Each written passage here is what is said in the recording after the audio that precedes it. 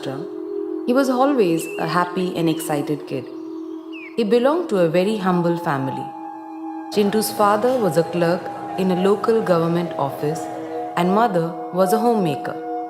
There wasn't enough money coming home, so they used to live a hand to mouth existence. There was nothing much to do or aspire for in a small town. But as a child, Chintu felt he had everything. Though there was no real playground, the entire town was a playground for him and his friends. They played cricket with a bat made from a wooden plank. If not a wooden plank, then anything that could stop the ball turned into the cricket bat for that moment. Footwear was a luxury, so he used to play with naked feet for the whole day because slippers were only meant for school. The concept of buying toys was unheard of. A broken radio, old vessels, bicycle tires, pebbles, street dogs, cats, anything and everything around him became a toy for him. As a kid, he never felt that he's compromising anywhere because that's how the entire neighborhood was living their life. But as he was growing from a kid to a boy, he began realizing a few things along the way. Chintu used to run for miles wearing nothing in his feet. The mud under his feet was so soft that he never felt that he's running without slippers. Only when he stopped over a stone hidden beneath the soft mud, he realized that he's running without anything on his feet. Sometimes he used to run blissfully for miles together with just a tire of a bicycle. Until one day he saw one of his friends on a new BSA SLR bicycle. He only had imagined the taste of ice cream looking at those ads on their black and white TV set. One day, when he asked for it, he got an answer from his father that it was not good for his teeth. The answer convinced him that the ice cream was not made for him. Every year, one pair of shirt and a trouser would be stitched with the help of a local tailor, specially to be worn during festivals, until he saw his friend wearing a t-shirt with a He-Man printed on it. He wore a broken Bata slipper with a safety pin attached at the bottom binding the strap together, until one day at the PT session, he saw one of his school friends wearing a white canvas shoes. Every year, he had school books either passed from his cousin or the neighborhood kids, but his classmates always bought new books for the new school session. When his school shorts became a bit too tight or short, his mom used to open the backside of the trouser and remove the folds so that it became looser and longer to be worn for another year. But he used to find some of his classmates come in brand new uniforms. As he was growing from a kid to a boy, he started realizing many things. But Chintu could never ask for anything from his parents because he knew that his parents didn't have the means to provide him what he wanted. When Chintu turned 7, his grandfather gifted him a flute and also taught him how to play it. When his grandpa passed away, Chintu kept on practicing the flute all alone sitting by the lakeside. This was his favorite pastime.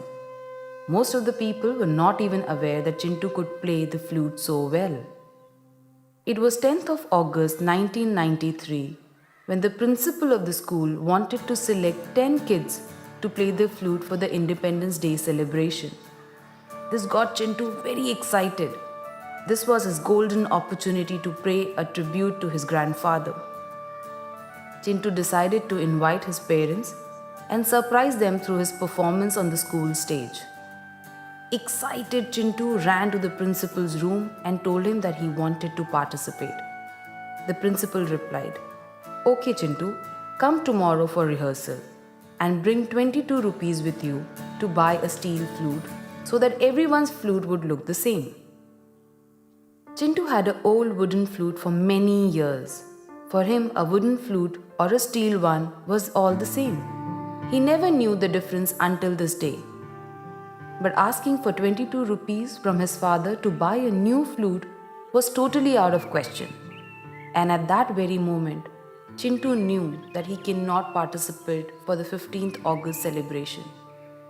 Chintu never bothered to even ask for 22 rupees from his father because he knew that spending 22 rupees on a flute was a luxury that wasn't made for him. He realized that he needed to be realistic always and stay within his limits. He could enjoy life to fullest while staying within his limits. That's all he knew. But that day something special happened and a dream was born. A dream to live a better life. A dream that Chintu wasn't really even aware of until now. But Chintu realized that if 22 rupees can kill his dream, then the same 22 rupees could also help him achieve it. That steel flute made him think over and over again. He ran to his father, hugged him and told him, "Papa, मुझे life में बड़ा बनना है." His father replied, "बेटा, मुझे वो दिन देखना है." From that day, Chintu was not the same Chintu anymore. He started observing more whenever he went around his town. While walking, he used to observe the slippers he was wearing and what the other kids were wearing. He used to observe the bat that he was playing with and the rest of the kids were playing with, a shirt he was wearing and other kids were wearing. This is where he realized the difference between a wooden flute and a steel flute. As time passed, Chintu got a new hobby of collecting posters of sports bike and a sports car from old magazines and pasting them on his wall. One day while flipping a magazine, Chintu also found images of a steel flute and he pasted that on his wall. While staring at those posters, he grew into an adult. Slowly the posters started fading away. The colors became duller and the images started fading. As the years passed by, those posters got buried under the exam schedules, important notes, and catalogues of various MBA universities. The posters of a red Ferrari and a steel flute kept peeping between many catalogues that lay scattered. By now, many of his old friends started leaving the small town for post-graduation in various parts of the country.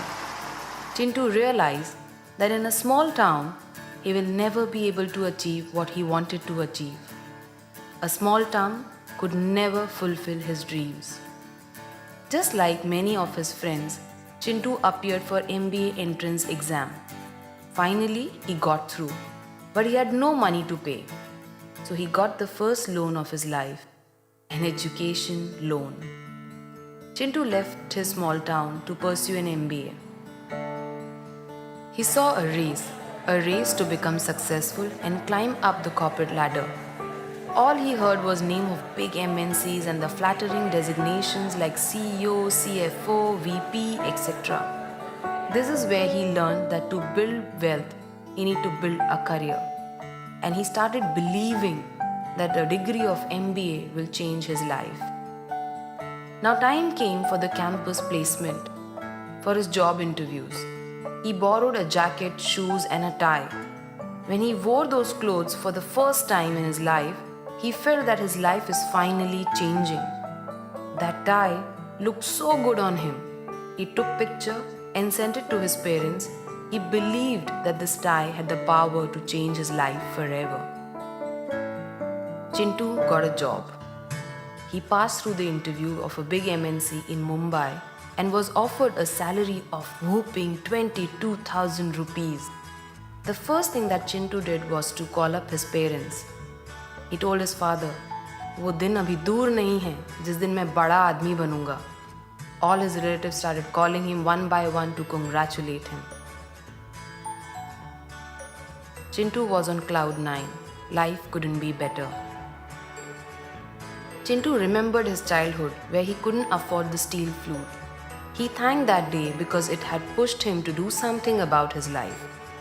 He remembered the posters of the sports car he used to stick on a wall of his room and the promise he made to his father.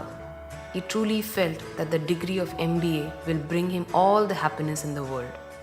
Finally, Chintu reached Mumbai. He came to this big city with big dreams. He saw people running and rushing everywhere.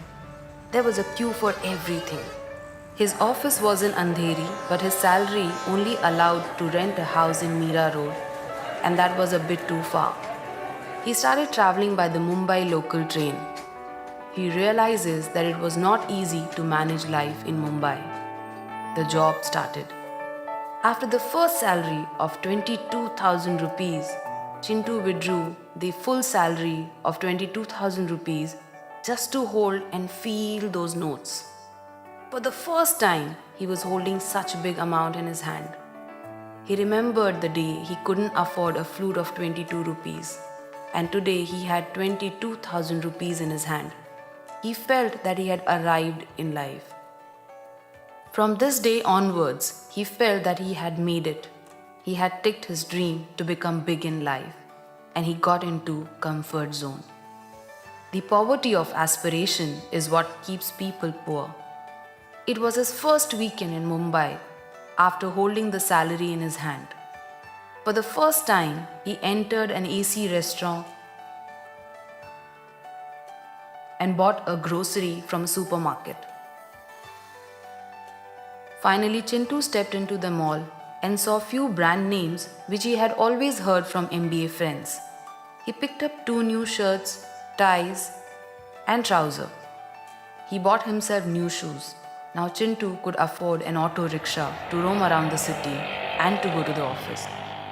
When he came back home after shopping, he sat down on the sofa and cried a lot.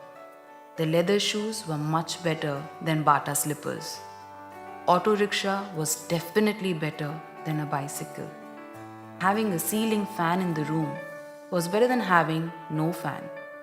Shopping with trolley in the supermarket was better than Lalaji ki dukaan. Chintu called his parents and told them, "Life is much better in Mumbai. Even atta is branded here. We don't have to go to Atta Chakki." A few years later, Chintu got married. Looking at Chintu getting more responsible, his parents got him married to a girl from their native place. Newly married life in Mumbai was blissful. The initial few days were all about going to movies, eating in restaurants, etc. But when the 15th day of the month came, Chintu realized that his pocket was empty and the salary was over in the blink of an eye. This is where he decided to spend wisely.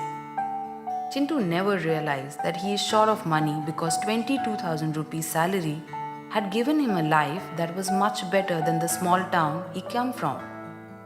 So he never felt that he was earning less. He felt it was useless to spend. To go out during weekends, they preferred a train because it was relatively empty on weekends. Instead of spending money on the auto rickshaw, eating peanuts and walking till the train station was considered fun. Getting down at Lower Parel, going to the biggest mall, only to take pictures next to the branded shops, then uploading them on FB, and getting maximum friends to like them was a different level of high. His friends used to comment, "Chintu, ab to bada aadmi ho gaya yaar." And while reading those comments, Chintu felt he has finally reached where he wanted to in life. He used to wait for brands to go on sale. Then only he would enter inside the shop with his wife. He started making fun of those people who entered in the shop when there was no sale, making it look like a complete waste of money. Whenever his wife would show him a bike, he would say, "It's not safe to drive in Mumbai." When his wife would show him a car, he would say, "Why waste so much petrol? Only for 2 of us?" A different level of arrogance was slowly creeping within him. He called himself street smart than poor. He started giving advice to people on how it was plain stupid to spend money. He said, "Even if I had that money, I will not spend it on luxury," he declared. "Apne itne bade sapne thodi na hai," was his usual answer. A different level of poverty was growing in his head, which he never realized. Instead of growing his income beyond 22,000 rupees, Chintu was more focused on how to save and where to cut corners. After a few years, after living for a couple of years in Mumbai, Chintu managed to get a bank loan and bought his own house. Soon he was blessed with a very bright son. When he turned 6, Chintu had taught him how to play a flute. Chintu gave him the same wooden flute which he played as a kid. And when he gave the flute to his son, he told him, "This wooden flute pushed me to come out of the small town and achieve all my dreams." Chintu never realized that he has still not made it in life. One day, Chintu dropped his son to school, and as he was late for work, he reached the railway station. He saw the train approaching the platform from the opposite side. Chintu knew that if he misses this train, then his boss will see him walking late to work, and that might become his excuse for not giving him an increment. All these thoughts were playing in Chintu's mind. As the train entered into the platform, he crossed over the railway tracks to get inside through a shortcut. But by then, the train was extremely close to him. And after that, all he could feel was that he was thrown and he blacked out. Chintu didn't feel anything and he felt as if he's getting uplifted. Slowly he realized he's walking, but he couldn't feel his body anymore. He couldn't see anyone around him. All he could feel was a foggy atmosphere, with no one to hear him. He screamed again for help. He screamed and called his wife, his son, his father, his mother, but there was nobody to hear him. And finally, as the fog cleared, he found himself walking on a lonely path towards a ferry. Yes, it was a ferry for real. He ran towards the ferry to ask what was happening to him. But Ferry was quiet. Chintu saw tears in her eyes. He realized that something had gone wrong. But still, like an angel, she became Chintu's guiding star in that moment of darkness. She guided him to his house. Immediately he ran into the lane, but strangely he couldn't feel his feet. The ferry was behind him all the time, flying and following him. He started running towards his house and reached the doorstep. He was shocked to see what has happened. His wife and kid and his parents were howling and crying out loud in front of his photo. His relatives, neighbors were all around crying with him. When he tried to touch his son and his father, they couldn't feel anything. That's when Chintu realized that he was dead. He was no more. He had left the world already. He looked at that fairy and pleaded to her, "Can you help me meet my family again?" The fairy went silent. His dad and mom couldn't handle the trauma. All of a sudden, his father suffered a heart attack. Chintu ran to save his father, but he couldn't hold his father. People rushed and took him to the nearest hospital. Chintu ran to hospital. He saw the doctors were not willing to admit his father because his father didn't have an insurance and enough money to pay. People rushed towards the government hospital, but on the way, his father passed away. Chintu ran to his father and screamed out loud. He tried to hold his father, but he couldn't feel anything. Seeing Chintu crying, the fairy finally spoke. "Chintu, if you're born poor, it's okay. But if you die poor, then..." Chintu and the fairy went back home together. His wife was holding her head and crying. The next day, the doorbell rang. Few officers from the bank had come to collect the house installment. Chintu's wife looked into the bank account and she had hardly some money left. Chintu's salary of that month had not been credited. The bank officers gave her only 1 week to empty the apartment. Chintu saw this happening in front of him. Chintu felt helpless and tears rolled down his eyes. His belief in his job and monthly salary had costed him his life and his family's life too. He saw overnight how his wife had to relocate to the nearest chawl. She rented one room with a common toilet and continued her life in Mumbai just to keep her son's education going. Next day, she visited the bank and claimed Chintu's bank account and found there's hardly some money left in his bank. That money was not even enough to pay her son's education in a city like Mumbai. Then his wife decided to take up a job. but with her monthly salary of 5,000, she could pay only the rent of the house and the monthly grocery. She couldn't afford to pay the school fees.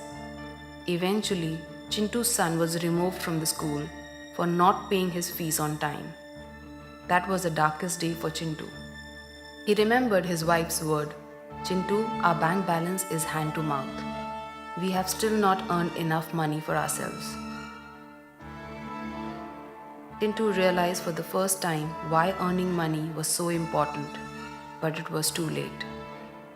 Chintu opened a wooden shelf in his house, touched the wooden flute, and told the fairy, "I wish I wouldn't have stopped dreaming."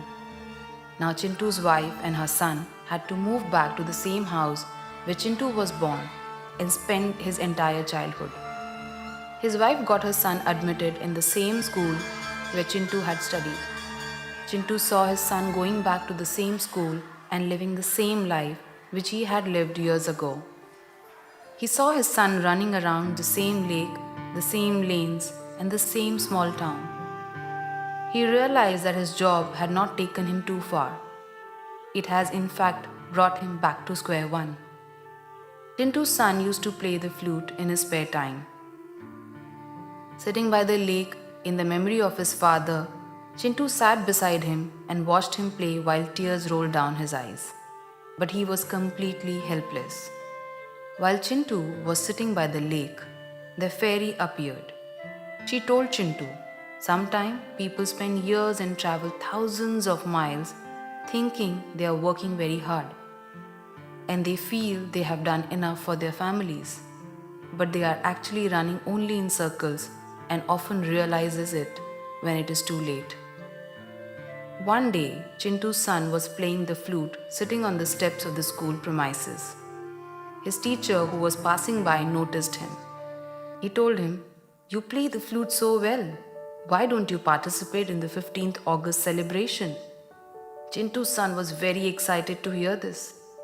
But then the teacher said, "The flute you have is very old. Get a new steel flute or bring 200 rupees. I'll buy you a new one." After listening to his teacher, Chintu's son realized that 200 rupees was a big amount for his mother. He was not willing to burden his mother in a situation where she is helpless. All the while, Chintu was watching this whole incident. Chintu's son ran home, hugged his mother and cried a lot. He told his mother, "Mummy, मुझे life में बड़ा बनना है." Even his mother told him only one thing, "बेटा, मुझे वो दिन देखना है." Life had taken full circle. Chintu realized that he was only one step away from going back the same point where he had started his journey. Chintu screamed out loud, but there was no one to hear him except a fairy. The fairy went to Chintu and told him, "Chintu, you have realized that there is a big difference between owning a wooden flute and a steel flute. There is a difference between living in a house in Mumbai and owning a good house in Mumbai. There is a difference between driving a car and driving a luxury car. The difference is either you have control over life or let life and situation control you." Saying this, the fairy held Chintu's hand and placed a steel flute and told Chintu, "It's time to wake up." As soon as Chintu touched the steel flute, all of a sudden he could now feel his body. He could hear noise around him. From the noise, he heard someone calling him, "Papa, Papa, wake up. Papa, Papa, utho na." Chintu could recognize that it was his son's voice. He opened his eyes and found himself in a hospital. He realized that he was actually alive. He had fainted with the shock of a train coming close to him. Chintu got his life back, but he had woken up for life.